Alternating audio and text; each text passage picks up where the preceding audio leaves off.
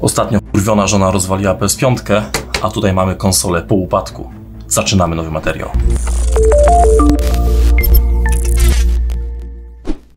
Dlaczego? Dlaczego konsola upadła? Co się znowu zadziało? Plaga różnych dziwnych nieszczęść. Bez zbędnego pitolenia przyjrzyjmy się jej, żeby nie było. Konsola po upadku, ale ja tutaj powiem wam, nie widzę z żadnej strony niczego zagiętego, więc jest szansa, że ona po prostu poleciała na płasko. Walnęła i konsolę odcięło. Sprawdźmy, co podał klient. Konsola nie włącza się, zapala się tylko na chwilę niebieskie światło i próbuje się uruchomić. Jednak po chwili wyłącza się.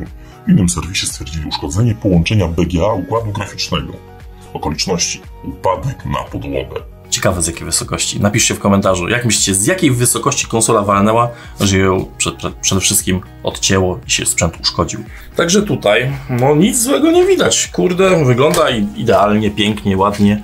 Nie ma nic złego, na co bym mógł zwrócić uwagę i bym powiedział wam, słuchajcie, jest źle. Ta konsola ogólnie tutaj prezentuje się nad wyraz dobrze. Także przechodzimy na płytę i robimy pomiary, bo może coś się uszkodziło, jakiś rezystor, kondensator, może się coś urwało. Sprawdzamy. Ok, jesteśmy. Jak wygląda nasza płyta? Serwis jakiś stwierdził zerwane połączenia pod procesorem APU. Czy to jest prawda? Nie wiem. Przekonamy się dzisiaj, wylutujemy go. Ale zanim do tego dojdziemy, przyjrzyjmy się płycie, żeby się nie okazało, że tutaj inny jest problem, a my będziemy robili nagminnie reballing, a problem jest gdzie indziej. Pierwsze, co mi się rzuca w oczy, to fakt, że cewki od zasilania procesora były podlutowywane. Jest ślad cyny na jednej cewce, na drugiej i ktoś tu lutował kabelek i prawdopodobnie robił próbę, może zwarciową, nie wiem co oni chcieli zrobić. To jest dobre pytanie. W jakim celu ktoś tu lutuje kable, jeżeli problem jest z połączeniami BGA? Te kroki już mi się nie podobają, no ale okej, dobra. I zaczynamy od pomiaru. Słuchajcie, sprawdźmy sobie bezpieczniki, bo czasami jest szansa jakaś, że doszło do upadku, coś się zruszyło i faktycznie na tej cewce ktoś mierzył, dokonywał pomiaru. Widać, że jest zruszona cyna. Delikatnie, bo delikatnie, ale jest. Tak czy siak, sprawdzamy pierwszy z brzegu bezpiecznik o oznaczeniu F7001 i sprawdzamy. 0,1 ohma, czyli jest sprawny. Dobra. Idziemy dalej. Tutaj jest co? Ślad topnika. I to jest dziwne takie, bo serwis udzielił informacji klientowi, że oni nie robią tej płyty, bo nie mają maszyny do lutowania BGA, ale mimo wszystko ślady lutowania są. Jest topnik nieumyty, pozostawiony na laminacie, cewki oblutowywane. Ciekawe co się zadziało. Idziemy dalej. Te kondensatory tak samo są w topniku. Ten malutki koleżka jest przesunięty delikatnie. Słuchajcie, kolejna cewka była podlutowywana. Kurde, grubo tu lecieli. Bez kitu tutaj było grubo. To nie jest tak, że rozebrał to pan Czesio, powiedział, dobra, nie umiem, zostawiam. Tutaj po prostu lutowali po kolei kable. Ciekawe, jakie napięcie podali i czy nie zamordowali procesora APU. No ale oby tak nie było. Zmierzmy sobie bezpieczniki zawczasu. Pyk. Rezystancja 0,1 ohma, czyli wszystko w porządku. Kolejny bezpiecznik F7501.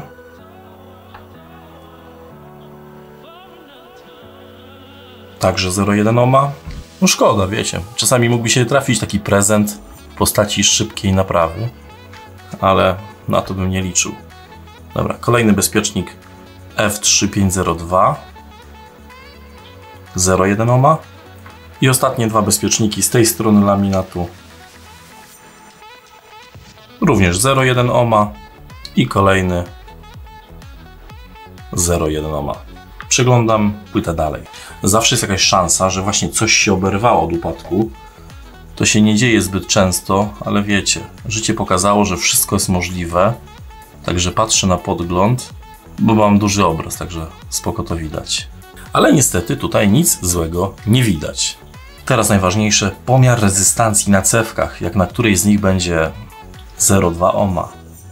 W każdym razie poniżej 1 ohma jest kuku, bo wtedy będzie uszkodzony procesor. Nie pod kątem mechanicznym, tylko pod kątem elektrycznym. Oby tak nie było. Idziemy. Więc sprawdźmy sobie to, co chłopaki z serwisu lutowali. Sprawdzamy pierwszą cewkę. 28 ohmów. Słuchajcie, wysoka rezystancja, akceptowalna, bardzo dobrze. Kolejna cewka. 2,8. Akceptowalna, jest spoko. Kolejne dwie od zasilania procesora. 46 ohmów, też bardzo ładnie. I kolejna 2 megaohmy i zmienia się. Dobra. Jeszcze w lewym górnym rogu płyty. Też wysoko. Także gitara. Możemy sobie dodatkowo zmierzyć rezystancję na 8 nodze BIOSu. 2,9 kΩ. Dobrze jest. Odwracamy płytę. Tutaj też mamy kilka bezpieczników, więc warto je sprawdzić. 0,1, spoko. Faz od procesora za bardzo nie ma sensu mierzyć, bo i tak zawsze wychodzi mega niska rezystancja, czyli 0,3, także tu jest norma, więc nie sugerujcie się tym. Teraz tak, podamy napięcie, linię 12V i zobaczymy, co się w ogóle dzieje. Czy się procesor nagrzewa pod termowizją, czy nie, bo my tego nie wiemy. No i próbujemy ją włączyć. Zobaczymy, czy coś się nagrzewa, czy nie.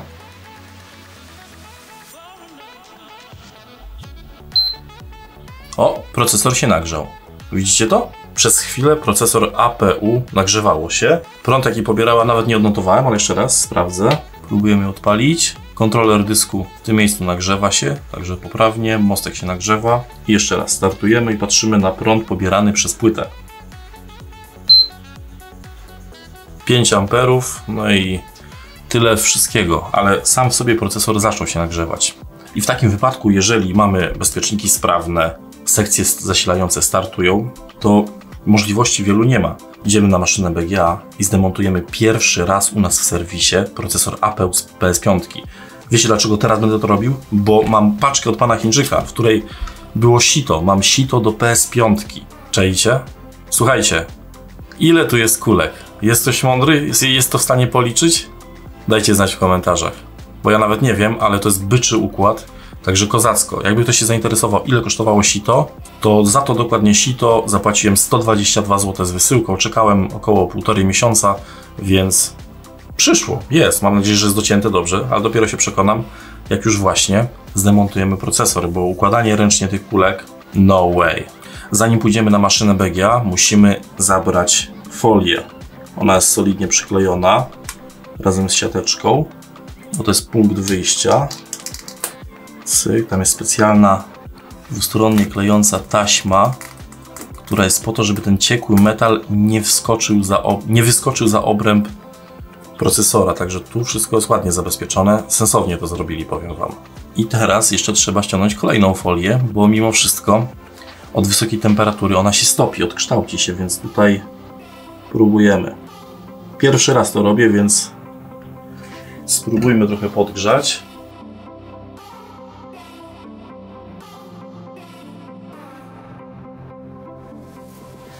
Tu wcale tak prosto nie chce zejść.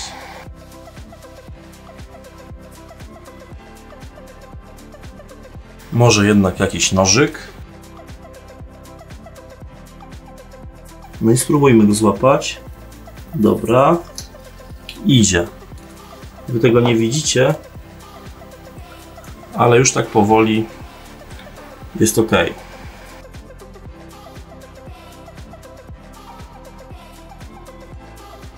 Dobra, teraz tak, doczyśćmy jeszcze ten procesor, żeby się nie okazało, że tam jest jakieś pęknięcie.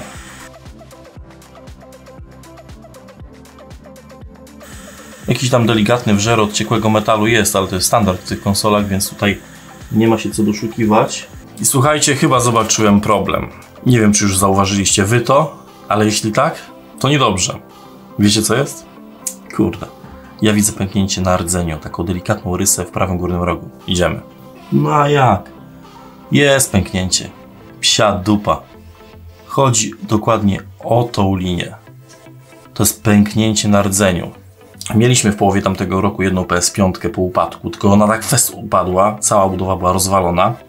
Rozebrałem układ chłodzący i powiem wam, rdzeń to był na 3 części przełamany, więc tam z automatu nie było o czym rozmawiać. Natomiast tutaj rebaling tak czy siak zrobię, bo chcę zobaczyć, jak w ogóle się to wszystko będzie udawało.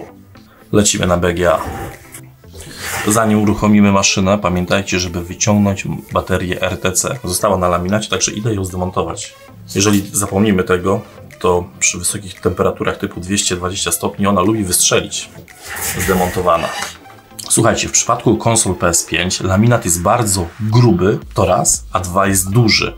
Bo to nie jest mała płytka, to jest naprawdę kawał płyty głównej, więc my musimy troszeczkę podejść do tematu inaczej, z innej strony, więc będziemy płytę tą główną wygrzewali dłużej niż normalnie. Dlatego ustawiam nie profil automatyczny, tylko ręczny. Będę korygował na bieżąco moc grzałek dolnych, górnych, tak żeby to wszystko przebiegło tak jak powinno, bo my generalnie mamy spore problemy w lutowaniu konsol PS4 Slim, PS4 Pro. Płyty wyginają się jak banany, dlatego nie robimy w nich rebalingu, bo to nie działa.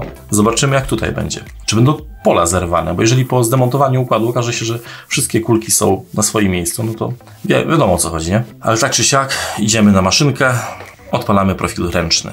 I teraz przed nami długa droga, bo nagrzewanie tej płyty to będzie lekko 15 minut. Tak myślę przynajmniej. Za ten czas możemy sobie wkręcić nowe sito, słuchajcie, do stolika. Ja sobie w tym momencie przypominam, jak była premiera konsoli PS4 FAT. Nie było sita, musiałem kulki ręcznie układać. Tak samo na premierę PS4 Slim, potem PS4 Pro. W ogóle nie było sit i za każdym razem człowiek układał kulki ręcznie.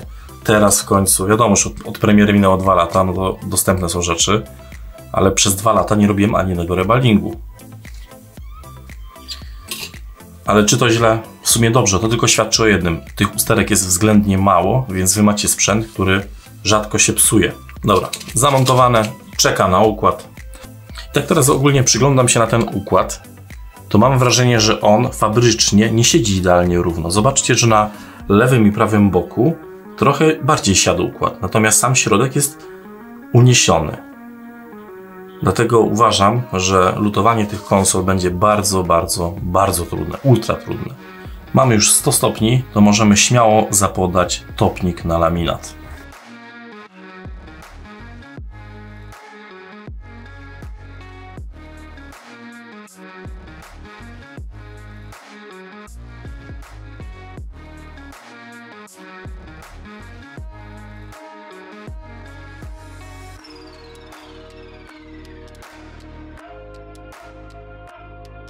200 stopni na maszynie. Ja tylko patrzę się, co się dzieje. Zobaczcie na ten topnik. On już bulgocze.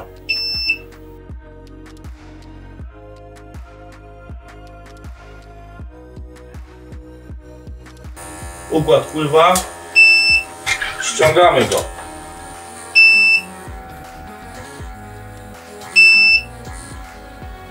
Yeah! Udało się. No i jest. Pierwsze APU z konsoli PS5. Jeszcze kopci, jeszcze dymi, jeszcze gorące. Jaka temperatura na APU? Zobaczcie, co jest grane. Trzymam w łapach ze 160 stopni. To się nazywa amazing. Cieplutki jak cholera. Dobra, idziemy. Teraz tak, rozsuwamy stolik. Pytanie, czy on mi się w ogóle zmieści w stolik, bo to jest koń ten układ. Ja nie mogę, na farcie. To jest największy komponent BGA, jaki do tej pory miałem w stoliku. Zakładam, że chipsety, nie wiem, z RTX-ów 4090 będą podobnej wielkości. No ale słuchajcie, jako serce PS5, no ma się czym pochwalić. Robimy zoom. Piękne kuleczki cynowe, ale to świetnie wygląda. Czas na cynę i to, co wy lubicie oglądać, czyli rebaling. Sam zresztą lubię na to spoglądać.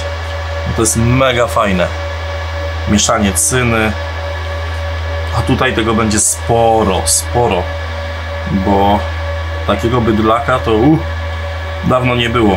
I weźcie sobie, pomyślcie, weź to kurde, kulkuj ręcznie, układaj te wszystkie kulki ręcznie, no zwariowałby. To jest roboty z 5 godzin, może 6, nie wiem ile dokładnie, ale szaleństwo, totalne szaleństwo. Teraz nasza ukochana plecioneczka, która robi mega robotę. I lecimy, jedziemy po kolei. Syk, myk, pyk. Jedziemy.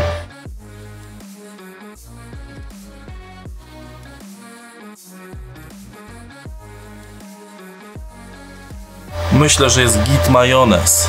Teraz standardowo ściereczka, pyk, terpentynka i robimy klasyczne szurubur.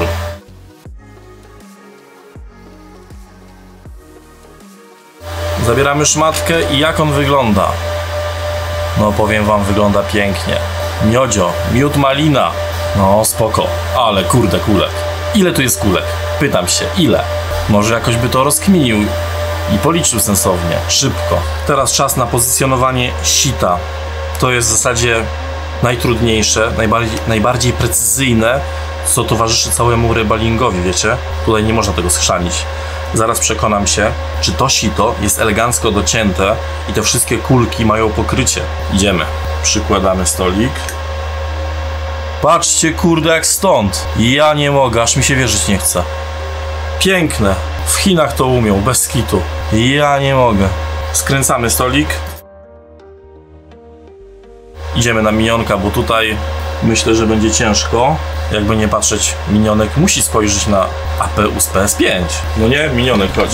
No i powiem wam tak, teraz mam maksymalnie oddaloną perspektywę z tego mikroskopu, a ten komponent BGA nie mieści się. Widzicie to? No coś niebywałego. Muszę jednak pod minionkiem delikatnie skorygować ustawienia sita, bo to, co widać na kamerze od góry, to ujęcie, jest jednak zawsze troszeczkę inaczej niż minionek. Minionka nikt nie oszuka, on tu jest kozak, więc tego się trzymamy. Dobra, teraz jest lepiej ustawione sito. Piękne pokrycie, piękne. Idziemy na drugą stronę, jest git. Tam czasami wiadomo, przesunie się o 0,1 mm, 0,2, ale to już taki urok rebalingów. No nic, dajemy topnik. Żeby nie przesadzić z ilością topnika, bo to będzie kluczowy temat, ale byku, to taki byku mi się trafił. Podgrzejmy sobie topnik.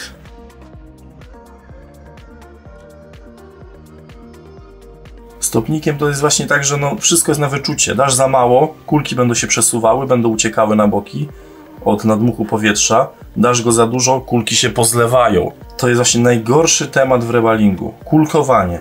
Wiele osób ma z tym problem, bo sam już montaż komponentu BGA nie stanowi większego problemu. To właśnie rebaling, technika rebalingu, wymiany spoiny lutowniczej pod układem jest najtrudniejsza w całym przebiegu tej naprawy. Dobra, wsmarowałem na oko, ale mówię, ten dupek się nie mieści w kadrze. Pierdzielone. Jakie kulki użyć? Na sicie jest napisane 0,5. No to nic, zaufajmy panu Chińczykowi. No to sypiemy. Kurde, tyle kulek naraz. Ciekawe ile. Ożeż ty, kurde. Idziemy na ujęcie od góry. No i robimy w lewo, w prawo, dygamy, siejemy mak dosłownie. Cyk. Dużo kulek, nie? No ciekawe jak pójdzie. Sypujemy do słoika. Nadmiar. Poszło. Dawaj jeszcze trochę. Spoko. Widzę, że jednej kulki brakuje, ale takie rzeczy to sobie już dosypię. I teraz najważniejszy temat. Unieść górną część i liczyć na to, że nic się nie wysra, że będzie fajnie, że będzie pięknie, że będzie równo. Dlatego ja jeszcze zawsze przed uniesieniem tego stolika dygam tym, żeby zobaczyć, czy te kulki są na swoim miejscu. O, pyk. Dobra. I teraz 2 wdechy i wydech i próbujemy. 3, 2, 1, go.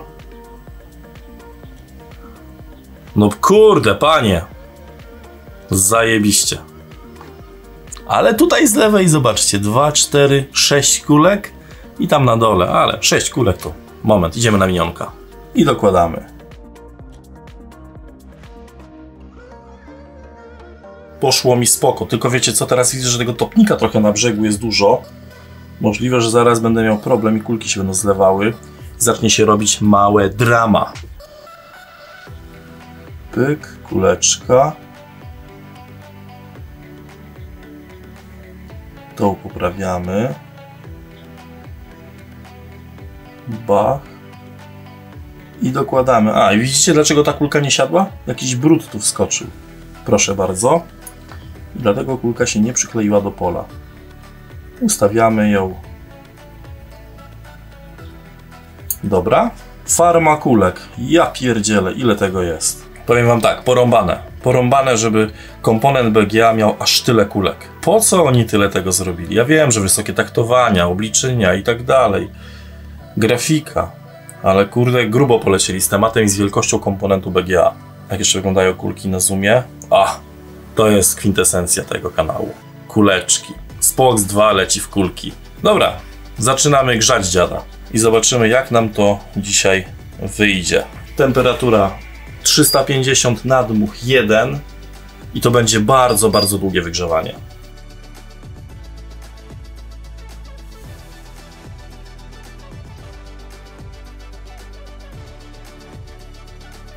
Już, lecimy, au. Dawaj. Teraz na dmuchu dam mu Z3.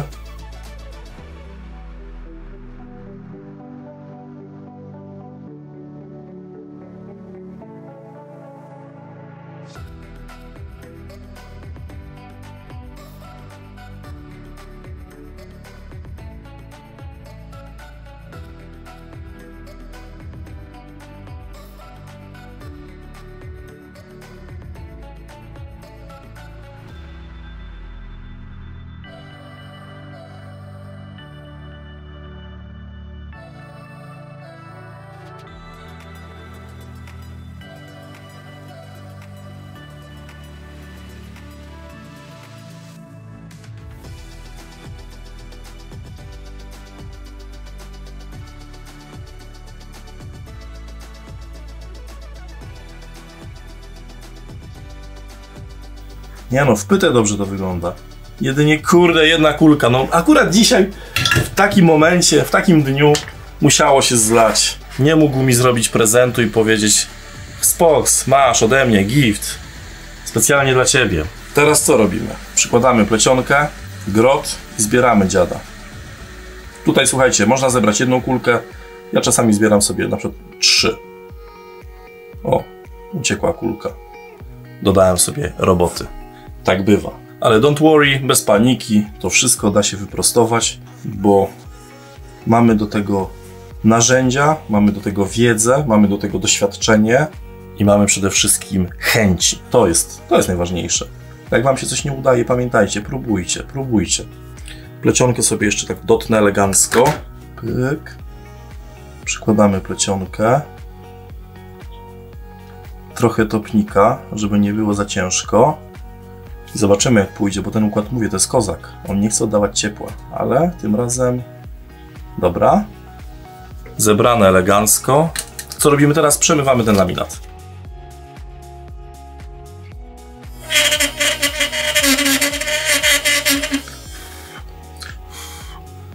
No i osuszamy.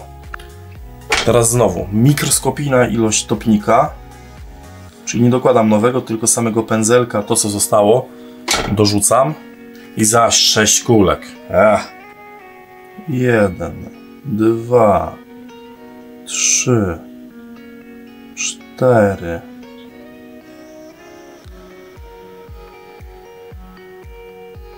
5 i 6. Znowu chod w rękę dogrzewamy.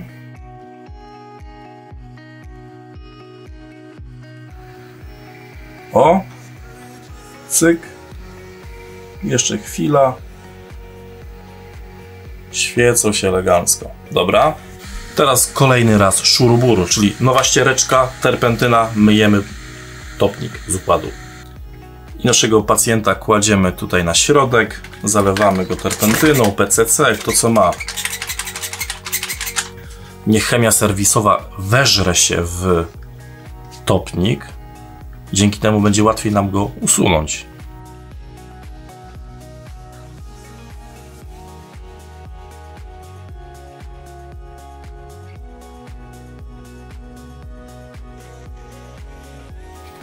No i sprawdźmy, jak się prezentuje nasz procesor APU po rebalingu by Spoks 2. No, wygląda git. Taki układ możemy wlutować do płyty. Właśnie, na początku mówiłem, że konsola jest po upadku i serwis stwierdził zerwane połączenia pod procesorem, więc nie wiem, czy mu chodziło o kulki, że popękały, czy może chodziło o pady lutownicze. Bierzemy płytę na stół i sprawdzamy, jak wygląda laminat. I jest tak, jak myślałem. Patrzcie. Czy widzicie tutaj jakiekolwiek wyrwane pole lutownicze? Tak szczerze. Bo ja go nie widzę. Przyczyna śmierci tej konsoli to jest ta rysa na rdzeniu, to jest pęknięcie, więc no nic. Przynajmniej pobawimy się. Zobaczycie właśnie lutowanie PS5 w moim wykonaniu. Więc lecimy, bo to i tak, zawsze to jest jakaś nauka. Ja wiem, że treści się powtarzają i tak dalej, ale to ja pokazuję pracę serwisu. Tutaj nie będzie wielkich sensacji, chyba że ktoś wiadomo wyśle nam taką piątkę jak ostatnio, co pewna pani ją delikatnie zasakrowała. Ale ja nie mam wpływu na to, kto co zeznaje, tłumaczy, w jakich okolicznościach sprzęt się zepsuł. To jest kolejna z konsol, która po prostu przyszła do naprawy i uznałem, że warto jest pokazać, sprzęt od środka, bo a nuż widelec coś ciekawego spotkamy. Cynkę mieszamy, bach, bach, bach. Jest gitara. Znowu, słuchajcie, plecionka i zaczynamy paradę. Można takimi delikatnymi, okrąglistymi ruchami, można ciągnąć tak bezpośrednio. To wszystko rozchodzi się o to, jaki ten grot lutowniczy użyjemy, bo to on robi robotę.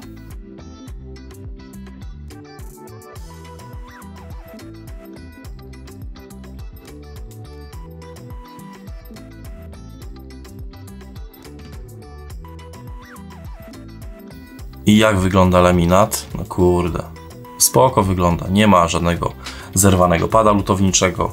Wszystko w normie. Pytanie teraz, czy układ podczas montażu siądzie równo, czy może płyta wygnie się jak banan i będzie od razu widać, że on na rogach skleił się, jest zwarcie, a na środku kulki nie zalutowały się. To mnie najbardziej w tym momencie interesuje. Także nakładamy topnik, idziemy na maszynę. Cyk i tu już tych esek musimy zrobić podwójne eski. Panie. Nagrzewamy laminat kolejny raz. Kolejny raz. Na. I smarujemy topnik.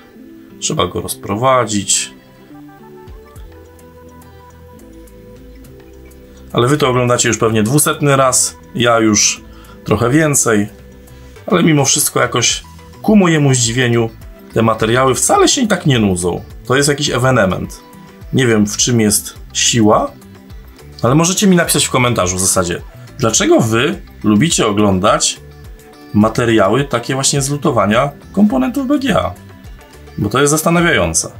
Ostatnio u nas był widz, który mieszka w Australii i jego mama ma 60 parę lat i ogląda mnie. Ogląda moje lutowanie, także pozdrawiam panią. Teraz tak, topnik naniesiony, jest miód malina i jeszcze teraz co? Pierwszy pin. Gdzie jest pierwszy pin? Z tego co widzę, pierwszy pin sugerowałaby ta strzałeczka. Tak, a na naszym układzie, który jest pęknięty, kimu w nos. A słuchajcie, idziemy na minionka. Sprawdźmy, jak minionek widzi pęknięty układ. No a jak? Zobaczcie. Widzicie to? Rdzeń na tym rogu pękł od docisku, od upadku i poszedł taki sznyt. O to się rozchodzi. Czyli w sumie tak, jak konsola wam walnie z wysokości metra i ona się wyłączy, to już jest nara. Nawet nie ma sensu jej wysyłać do serwisu. No ale nic, jesteśmy tylko ludźmi, popełniamy błędy. No i tyle. To tak jak ktoś coś czasem zaleje, ktoś o coś zahaczy, ktoś zbije talerz, szklankę. Zdarza się to, nie? Tak samo jak ostatnio pytałem o to, czy zalaliście coś kiedykolwiek. No to ileś tam osób napisało, że nigdy niczego nie zalało. No ale dobra, skoro nie zalałeś niczego, to zbijesz szklankę, zbiłeś talerz, nie wiem, zahaczyłeś nogą o chodnik, wywaliłeś się. To jest ludzkie, nie? Idziemy z powrotem na ujęcie. I teraz tak, strzałeczka jest w tym rogu i ta strzałeczka będzie skierowana w lewy dolny, więc montujemy w tą stronę. Cyk.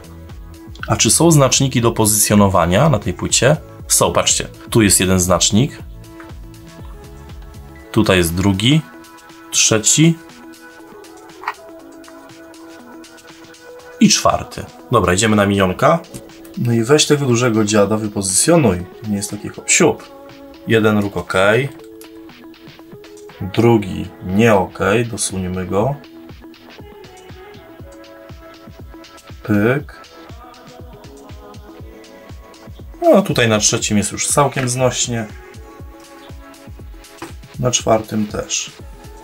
Idziemy na maszynę, odpalamy profil. I zaczynamy final step, czyli wlód właściwy układu. Mam nadzieję, że tutaj układ siądzie równo, bo na tym najbardziej mi zależy.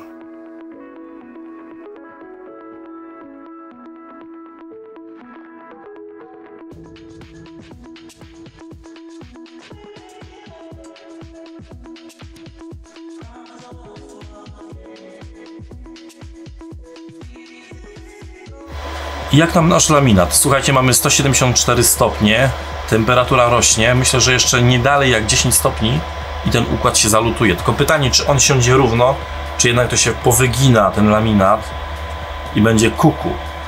To jest dla mnie kluczowa sprawa w dzisiejszym dniu, w przypadku tego lutowania BGA. Zobaczcie, lutuje się. Układ, powiem wam, siadł spoko. 186 stopni. Podtrzymajmy go tak do 200.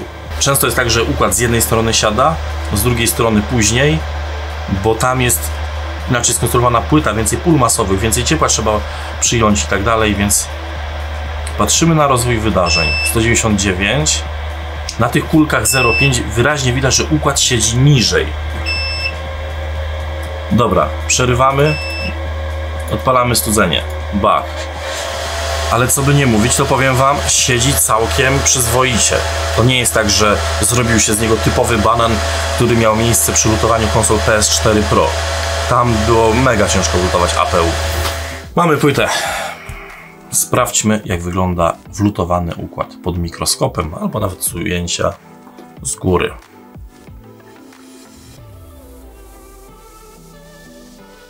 No powiem wam tak.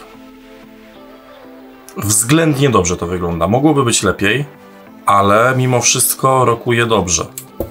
Czyli jest nadzieja, że w przyszłości, jeżeli będzie potrzeba lutować PS5, to ta technika będzie miała ręce i nogi. Kolejna strona. No gitara. Idziemy jeszcze na minionka. I co minionek widzisz? Widzisz te kulki. I tam jest równiutko. I bez kitu jest spoko. Nie widzę zlanych kulek, bo jak lutowaliśmy konsolę PS4 Pro, potrafiły się zlewać, natomiast te tutaj, pomimo że tam jest, no siedzi, no praktycznie siedzi ten układ, ale nie widać zlanych kulek. Nie połączyły się, nie ma zwarcia. Teraz co zrobię? Wykonam pomiary. Sprawdzę rezystancję na cewkach, bo jeżeli na cewce, na której wcześniej było 2,3 ohma, a na drugiej było tam 30 ohmów, teraz będzie rezystancja 0,1, to znaczy, że układ się źle wlutował, jest zwarcie do masy, tylko dlatego, że montaż był niepoprawny. Bo laminat jest mimo wszystko trudny. No i sprawdzamy. Sprawdzamy pierwszą cewkę. 7 ohmów. Tam było wtedy podobnie. Ta płyta jeszcze jest w miarę ciepła, więc wiecie, te wyniki są deko zafałszowane, ale na tej cewce nie ma zwarcia. Kolejna cewka. Tam wtedy było około 20 ohmów. No i dupa. Dupa, dupa, dupa. Nie udało się. Nie. Nie. Przegrałem. Przegrałem. Niestety. Pokażę wam. Jak zaczynałem dzisiaj pomiary, to na tej cewce było w granicy 20 ohmów. Teraz mamy, zobaczcie, 0,1 ohma. 0,0. Ewidentne zwarcie do masy. I opcje są dwie. Albo się kulki zlały pod układem, albo sam układ od tego, że wylutowaliśmy i wlutowaliśmy, zwarł się w środku pomiędzy warstwami. Tam też mogło dojść do usterki. Tego nawet teraz nie sprawdzę, ale no ten pomiar pokazuje, że jest kicha. Na pocieszenie jeszcze możemy jej podać napięcie i zobaczyć, jak się płyta zachowuje. Czy w ogóle startuje jakkolwiek procesor, czy nie. Myślę, że go szybciej odetnie niż wtedy, że nawet nie zdąży się nagrzewać, ale sprawdźmy. Dobra, przechodzimy na termowizję i puszczamy mu napięcie.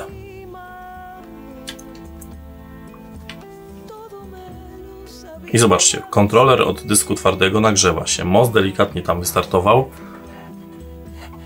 Płyta niby nic nie pobiera, no ale z nimi to jest różnie. Spróbujmy je odpalić z włącznika. W sumie to z Power on Padsa, bo tutaj są takie kondensatory na brzegu, w lewym dolnym rogu, niedaleko gniazda zasilającego. Jak je zewrzemy jeden kondensator, to ta płyta wystartuje. Próbujemy. 3, 2, 1, go.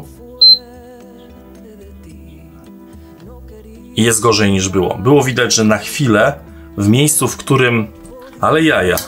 W miejscu, w którym jest pęknięcie, bo to jest prawy górny róg, szybko zapaliło się. Czyli tam zwarcie jest właśnie w dokładnie tym miejscu. Więc zakładam, że układ zalutował się w porządku, natomiast problemem jest sam w sobie rdzeń i te pęknięcie. Odpalamy jeszcze raz. Tylko na chwilę mrygnęło.